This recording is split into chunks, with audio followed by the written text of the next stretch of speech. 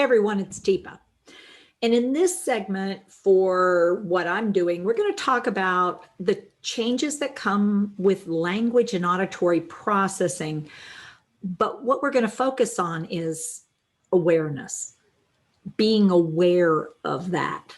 So I'm going to start us off. I'm actually going to have us go over what I classically say the simplified version of language changes when it comes to dementia.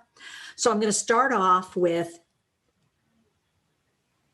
left, right, left, right, left, right. Say it again. Left, right. One more time. Left, right. Yeah. Language on the left, rhythm on the right. You'll lose on the left and retain on the right. And the reason I do that, it's very simplified, but what I'm talking about when it comes to dementia is language is located, language processing, language production, language, the words, are primarily located for 98% of us in the left temporal lobe, the primary focus of language.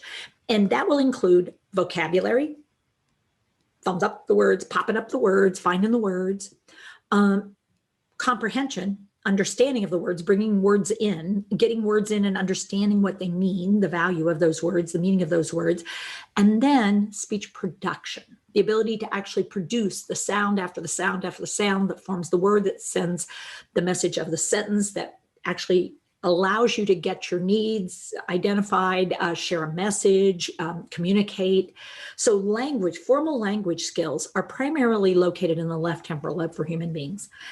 Over on the right-hand side, we have more rhythm-related things, not formal language, but other things. And so one thing that's over there, this was vocabulary. This is like forbidden words, the ones you're not supposed to use.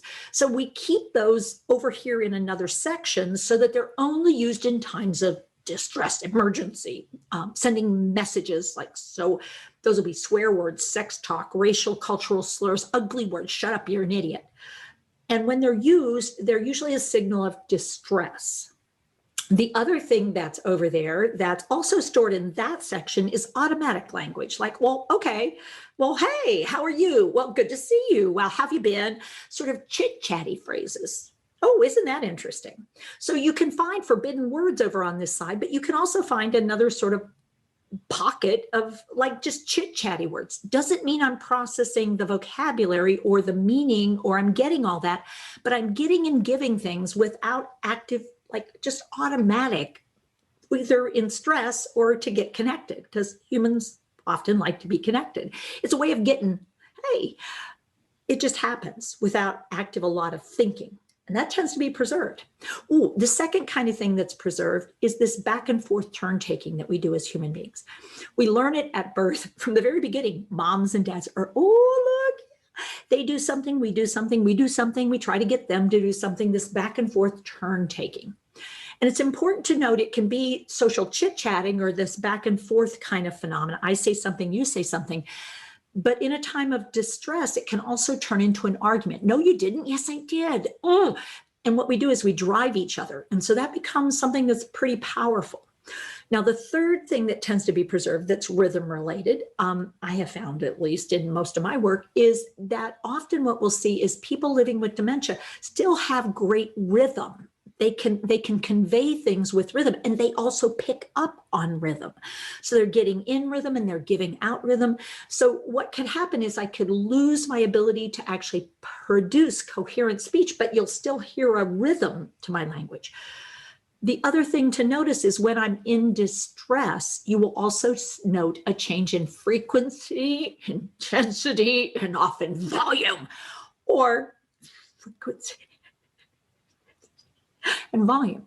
So I change based on my distress state. We all do. I mean, whether you know it or not, your rhythm changes a lot when you're distressed. Ooh, the other thing of note, noticing the rhythm of a question. So I can, you gotta get it, you gotta put it, you didn't get it out. Now that's very late in a disease for many dementias. However, I will say not all dementias attack in the same way. So if you have a primary progressive aphasia, you could find yourself with and a strong awareness that I can't get the I don't know what the next one is. What's the next sound? And it's a hesitant. It's that I know what I want to say and I can't get the thing to come out. On the other hand, I might have a very fluent, non-fluent, fluent speech, which is I keep a rhythm, but what am I talking about? You know, that phenomena, that's the one I was with the cow and the elephant, and that's it. You know what I mean? With the one you're talking about it, you know, it's particularly, that's the thing. And you find yourself, I have no idea what you're talking about. And unfortunately, what I'm being fed by my brain is a whole bunch of words that I put in a sequence, and the rhythm sounds great, but the content is just like, I have no idea where exactly you're going.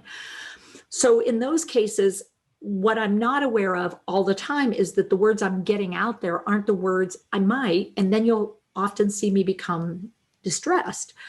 So the other two things over on this side are strengths on the rhythm side, and they're preserved. And so those are things that are often things we bring in with strong rhythm. And so they're preserved, but they're also a comfort for us. They also provide a channel sometimes that still works when, you know, the formal language doesn't. These strengths over here do. And so I'll give you a visual to help you out. Music, which is the back and forth, music. Poetry, which is music from your mouth, or rhythm from your mouth. So, you know, I have a fair amount of rhythm, you may have noticed. And I use it deliberately. I use it with awareness because it tends to help get content out. Ooh, the third possibility. So there was music, there was poetry, and then we have prayer. So there's often a physical element to it, but prayer is often done with rhythm, and learned with rhythm. And there's a pattern to it. There's let us pray. You know, and every faith almost always has a call to prayer. How do we get started? How do we initiate? Oh, and then we have this last little thing over here, which is the automatic between language and movement. So not, and you guys automatically, most of you thought, if you didn't say it, who's there? Because there's that rhythm and that's that back and forth. But it's also, if I go knock, what tends to happen is an automatic looking for where that knock come from. So what's happening here is, but it's also like dancing rather than trying to think of moving. It can also be clapping with rhythm or humming with rhythm, or breathing is this rhythm thing that we do, but you know, it sort of changes. So automatic rhythmic movements that hook into automatic rhythm. So if I go, but also if I go,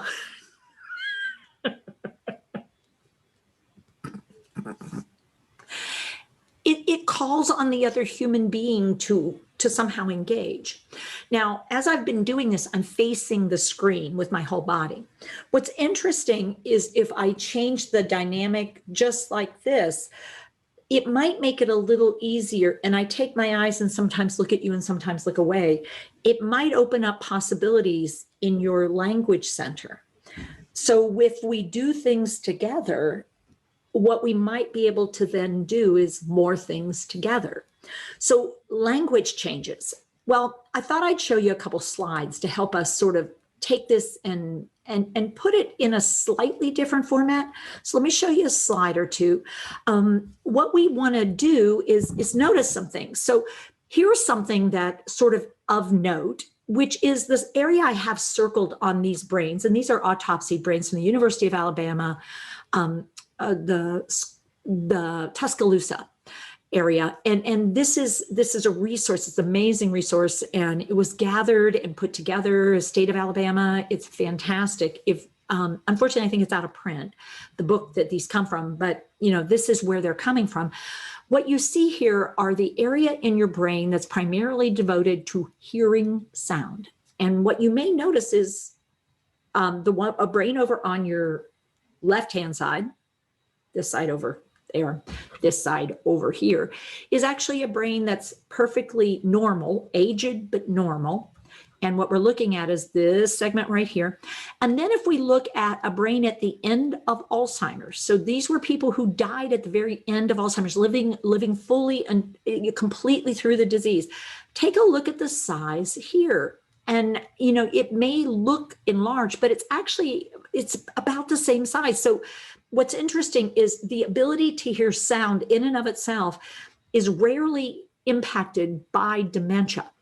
What happens, however, is that there are other areas that are severely impacted. As a matter of fact, right below here is your ability to comprehend and get language.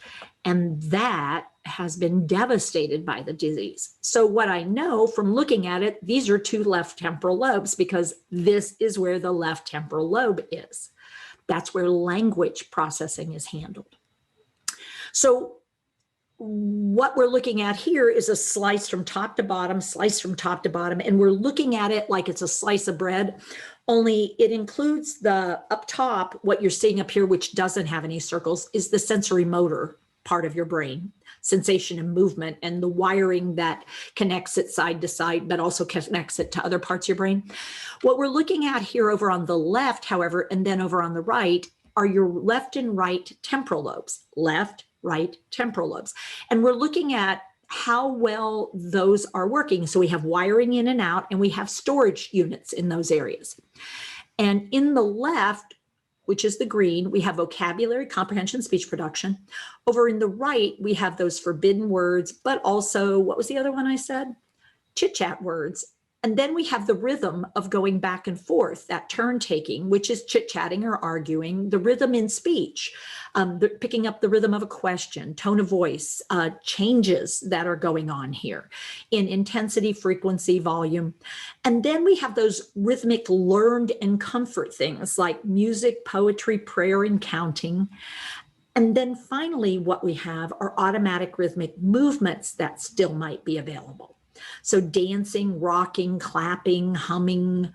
Now, what you see here also is wiring across the middle that allows one side of hearing to connect with the other side of hearing. So you pick it up and then you put it together so you know where that sound is coming from. Who's speaking to you? How far away are they? So here's what I want you to look at, though. Take a look at what happens. Look at those areas again. So compare all 6 areas and what's happened.